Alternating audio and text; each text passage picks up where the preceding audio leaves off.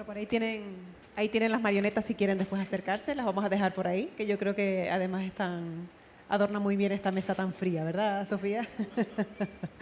Bueno, continuamos y lo que vamos a hacer es escuchar a continuación el proyecto coordinado por Leopoldo Moro Abad, que nos va a contar su trabajo realizado sobre fanerógamas marinas, estado de conservación en Canarias.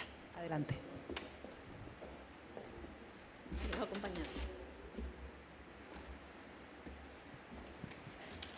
Bueno, buenos días. Voy a intentar hablar en 10 minutos un poquito de la situación de las fanerógamas marinas en Canarias.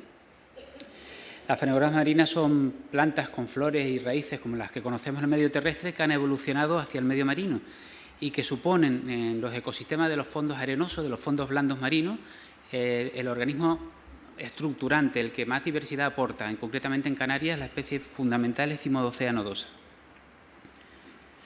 A ver, ¿dónde doy? Si aquí... Ahí está. Cuando hablamos de la importancia que tienen las fanerógamas, es que tienen un montón de servicios ecosistémicos. Su alta productividad primaria, o sea, son los que generan materia orgánica para el resto de los organismos del ecosistema a partir de la fotosíntesis que realizan. Y precisamente por ese proceso son un sumidero importante de CO2, algo que sabemos que hoy en día es bastante necesario fomentar. Pero por otro lado, al tener raíces también llevan oxígeno al sedimento, con lo que consiguen que el sustrato tenga una diversidad mayor de organismos. Concentran la diversidad, son zonas de alimentación y reproducción, estabilizan los sedimentos, algo muy importante, por ejemplo, para que durante los temporales invernales la arena de las playas no se vaya tan lejos y no se queden cerca de la costa. También mantiene las aguas más claras porque por su mecánica de movimiento van acumulando los sedimentos y dejan las aguas más transparentes, y su buen estado indica que el ambiente está en buenas condiciones. Pero al mismo tiempo tienen muchísimas presiones, particularmente presiones derivadas de la presión antrópica. Entonces, las obras litorales, ya sean puertos, playas, paseos litorales, los vertidos de aguas fecales, los vertidos de salmuera, la turbidez que puede provenir de las obras o puede provenir, por ejemplo, de la situación que hay en las escorrentías de los barrancos. Al estar mucho más urbanizado el medio natural y haber muchos escombros en barrancos, pues cuando hay lluvias torrenciales, la cantidad de sedimentos que sueltan son mayores de lo que deberían ser. Interrupción de flujo de sedimentos, eso pasa, por ejemplo, en la playa de las Canteras. Aumento de la población litoral con todas sus presiones asociadas, el fondeo de embarcaciones, las nasas que pueden provocar lesiones en la pradera y ser más susceptibles a los temporales, la sobrepesca que afecta sobre los herbívoros, sobre las especies que comen los organismos que están sobre la pradera, y si desaparecen puede haber mucho epifitismo y ir en contra de la pradera. El tráfico marítimo, tanto por introducción de especies como por la erosión que pueden provocar en algunas praderas, la competencia con otras especies, el cambio global, de que hablaré luego, y los blooms de cianobacterias que están asociados. Todo esto encima, todas actúan de forma sinérgica entre ellos, con lo que afecta un poquito por un lado y por otro va completando. En ese sentido, y hablando de la situación de Cimodocea nodosa, les voy a hablar. Actualmente estamos haciendo un tercer ciclo de cartografía, les voy a dar los del segundo ciclo que compara con los previos. Porque el último todavía no tenemos los resultados. En el caso del que hemos hecho en este caso en 2015-2016 para Lanzarote, ya había sufrido una regresión de superficie del 55%, pero no solo en la superficie, también se veía que estaban en mal estado, con bajas densidades y mucha fragmentación en la isla de Lanzarote. En la isla de Fuerteventura es donde más se ha notado esta regresión, superior al 60%, pero además de ser la isla con más cebadales de toda Canarias, por su orografía, por esos fondos planos que tiene, arenosos y con unas buenas vertientes de sotavento que protegen a los cebadales del oleaje, ha pasado solamente a tener un 6% de lo que había antes de buenos cebadales, son los que quedan ahora, los cebadales densos.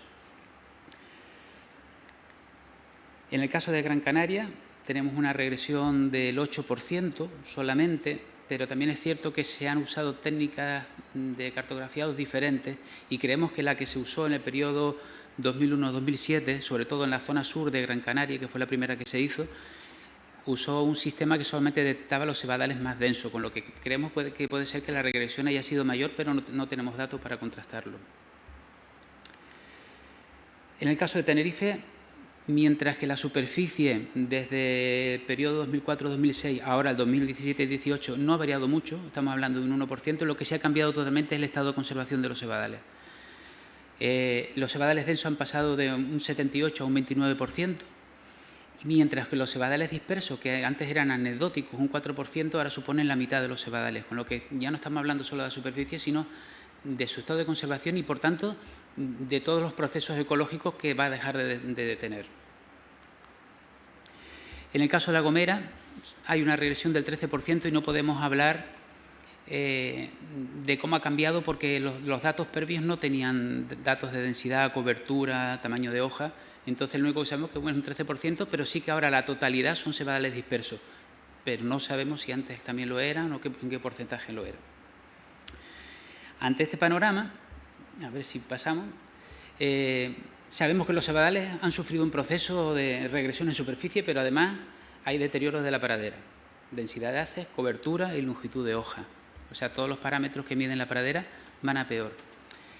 Y claro, aquí da un poco de angustia contarlo, pero es que no veo una fácil solución de conservación para las praderas porque van en contra del sistema de desarrollo que tenemos en las islas.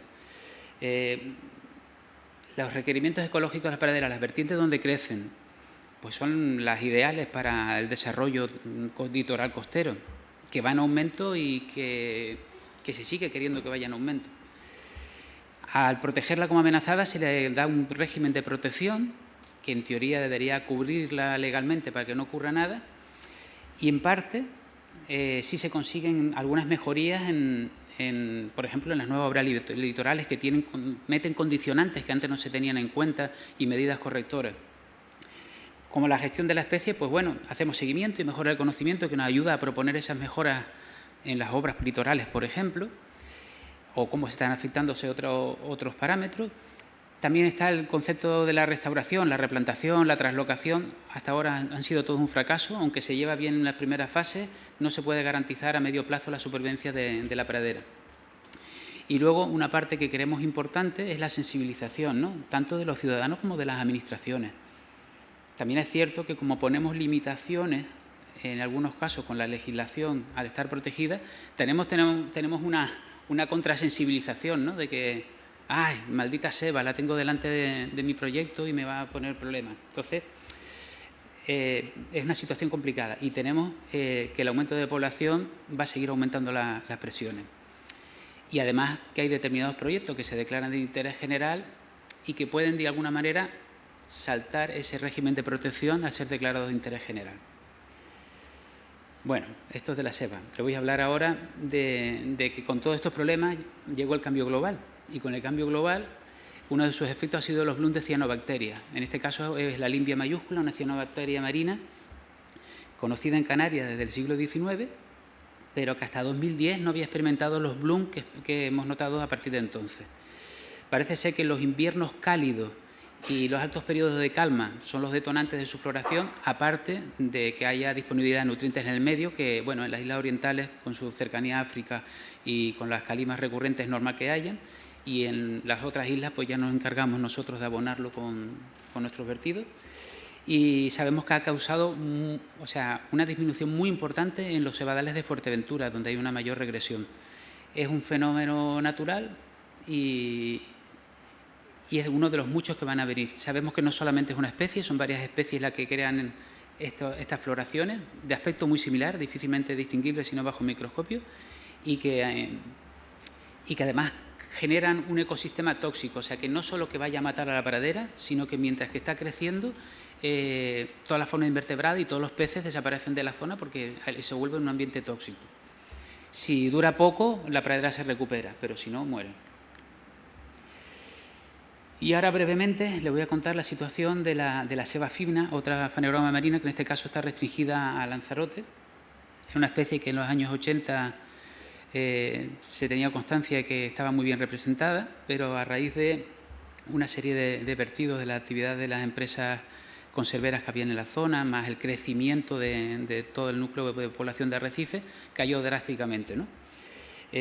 Aunque el propio municipio ha tenido mucho interés en mejorar la situación de la marina y cree que es un recurso muy bueno, incluso turístico y educativo, lo cierto es que sí que está sometiendo a presiones, sobre todo cuando hay grandes escorrentías después de las lluvias, que queda algún vertido que no se ha podido controlar, y lo poco que queda se le están intentando hacer actuaciones concretas, por ejemplo, pues proteger con unos falsos cebadales alrededor de las praderas que quedan, que ayuden a evitar la sedimentación que ocurre en determinadas épocas, o vallar determinadas zonas para que las personas no lo pisoteen, y por supuesto educación ambiental. La situación es muy mala, está en peligro de extinción y mantiene una cierta estabilidad con subidas y bajadas, pero que no hay una tendencia clara ni a la recuperación ni a que desaparezca del todo, pero se está intentando. Y paso a, bueno, todo esto ha sido posible, como siempre, a trabajo de un montón de asesorías que ha tenido el medio ambiente, de un montón de equipos técnicos diferentes, que no los detallo porque son muchos. Pues esta queda así.